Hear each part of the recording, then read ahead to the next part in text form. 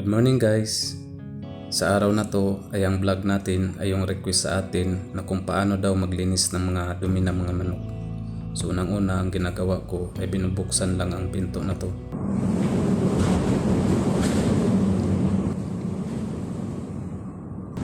Dahil dyan sa tapat ng taas guys na conveyor, dyan sinasalo yung mga dumi.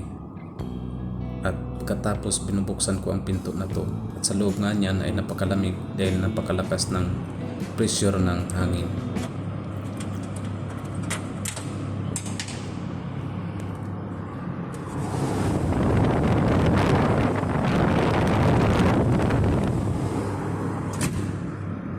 Pagkatapos niyan guys ay lumabas muna sa likod para makalanghap ng sariwang hangin para makapag-relax.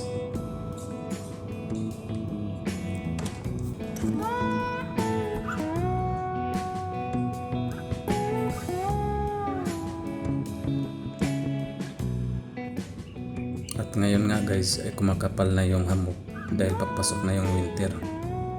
Kaya asahan natin sa susunod na araw ay taglamig na talaga. So ngayon guys, bago natin umpisan sa paglilinis ay hinaan muna natin ang exhaust fan para maiwasan magsiliparan yung mga balahibo ng manok at yung mga alikabok.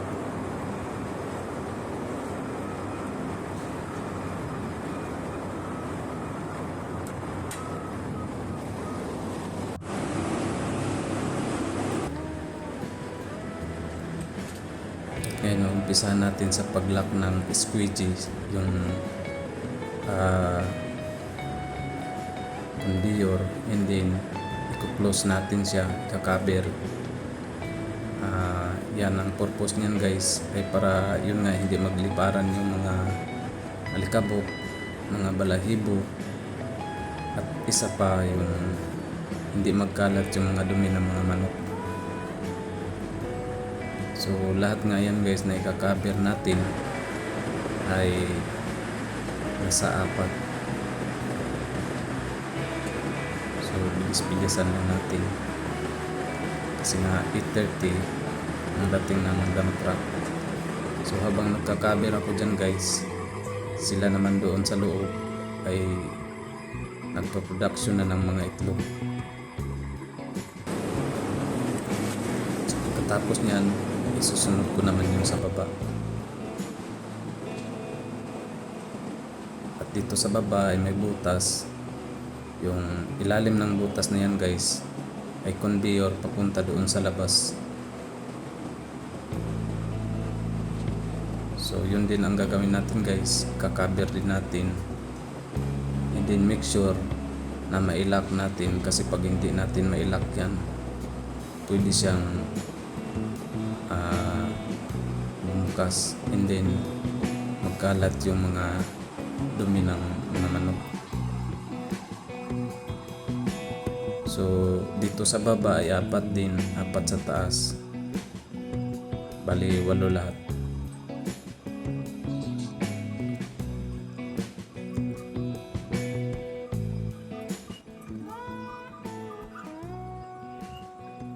So dito guys, hindi nga ako nakapag face mask kasi nga biglang dumating yung dump truck na wala sa oras, na paaga yung dating.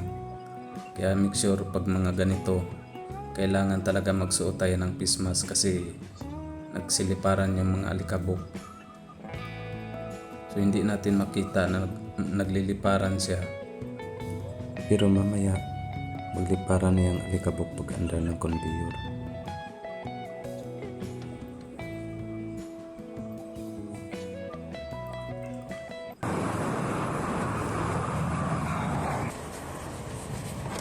So pagkatapos niyan guys, bubuksan na natin yung sprinkler para yun yung mag-control sa mga alikabok para hindi magsilabasan dyan sa labas ng farm.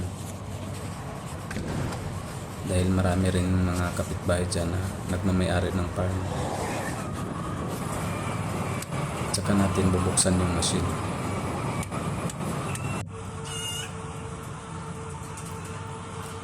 So yan guys, nagsimula na dito sa second floor ang una bago yung baba.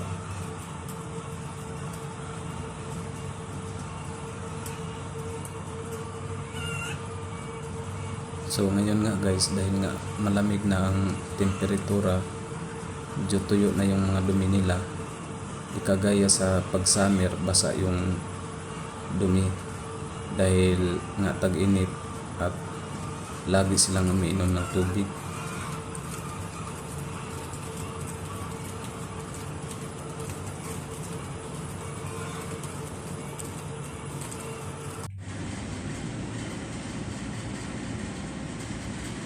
So ayan na guys, yung dump truck natin na nag-aabang na sa labas.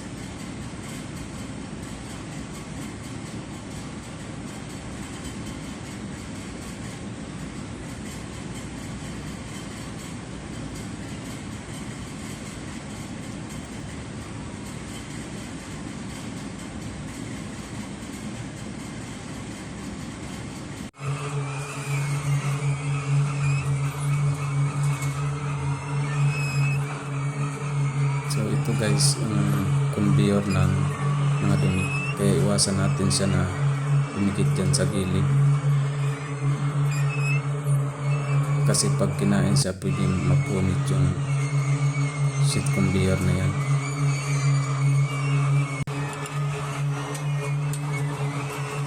So ayan, may na-adjust ako guys, kasi nga itong side na yan ay medyo dumikit siya.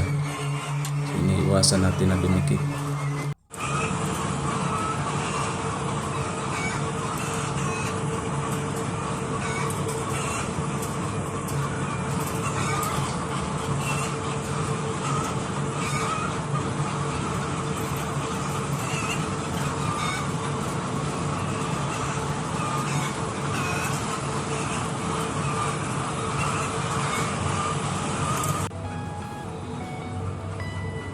So ito din sa unahan guys, ay lagi naming chinicheck yung conveyor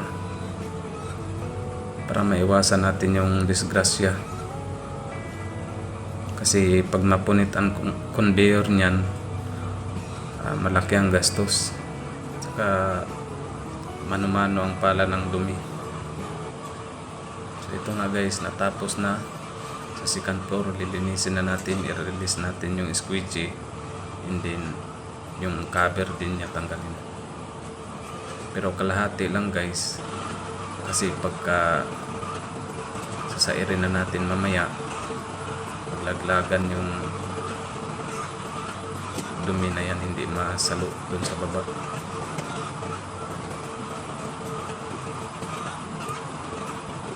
So ganito lang guys, sinasaid ko, kasi pag tumigas yan, maaaring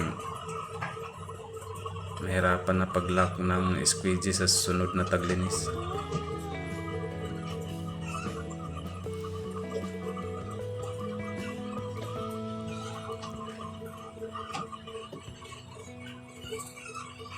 So mabilisan yan guys, para makahabol din doon sa baba sa paglilinis.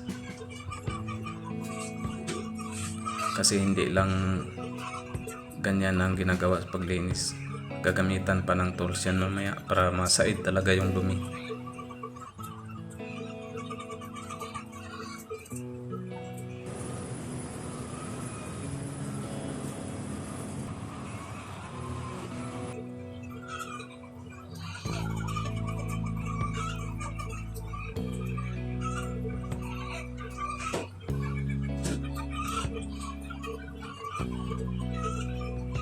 So habang nililinis ko dito sa second floor guys, yung employer ko naman nag-check doon sa baba.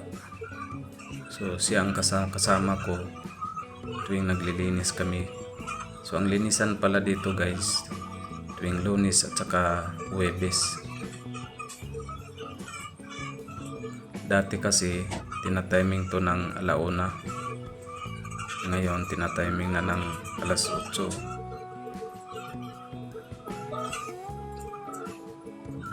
Kasi may naka-schedule pa daw silang iba.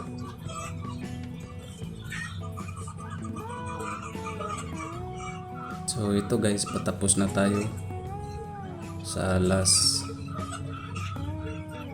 Papakita ko naman sa inyo kung paano magkudkod.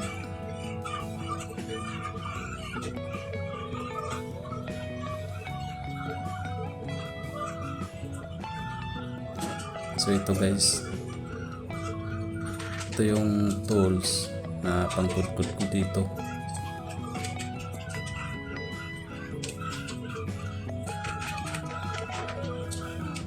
Dati nahirapan din ako sa trabaho na to nung una kong dating, pero ngayon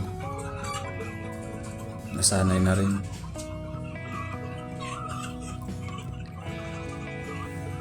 Bali dito sa Taiwan guys ay naka-isang taon na pala tayo.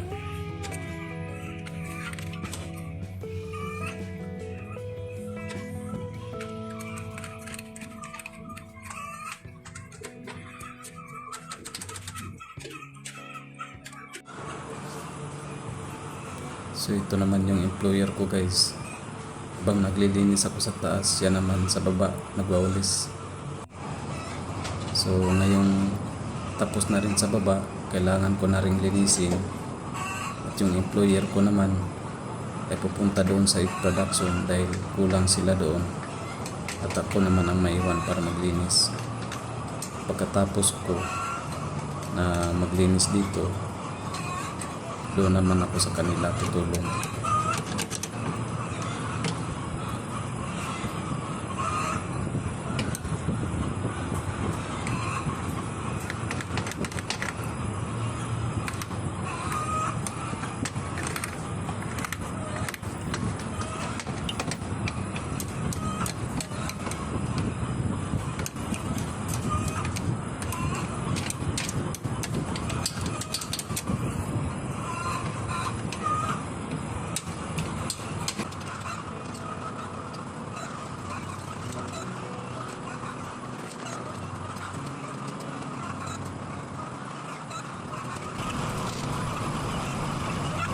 So sa trabaho natin guys dito sa Taiwan, kailangan lang talaga tiyagaan.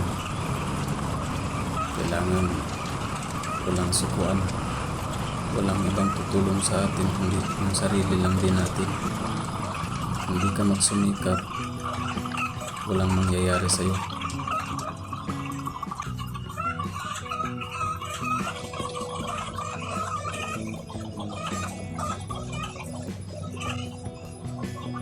So ito na guys, tapos na tayo sa paglilinis ng machine.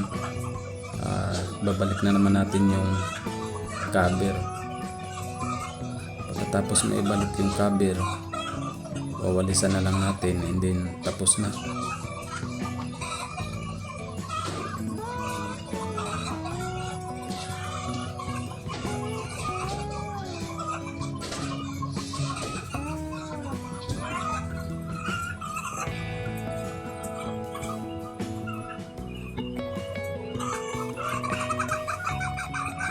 So ito yung last natin na gagawin guys.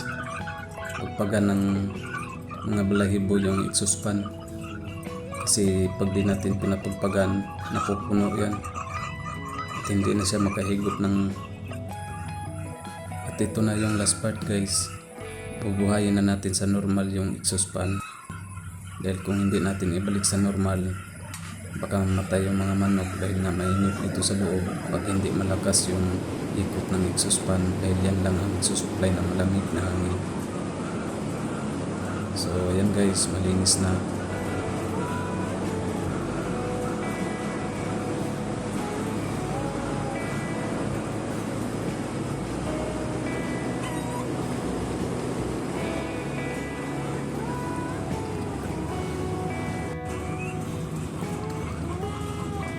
So hanggang dito magtatapos yung video natin guys. Hanggang sa muli, paalam!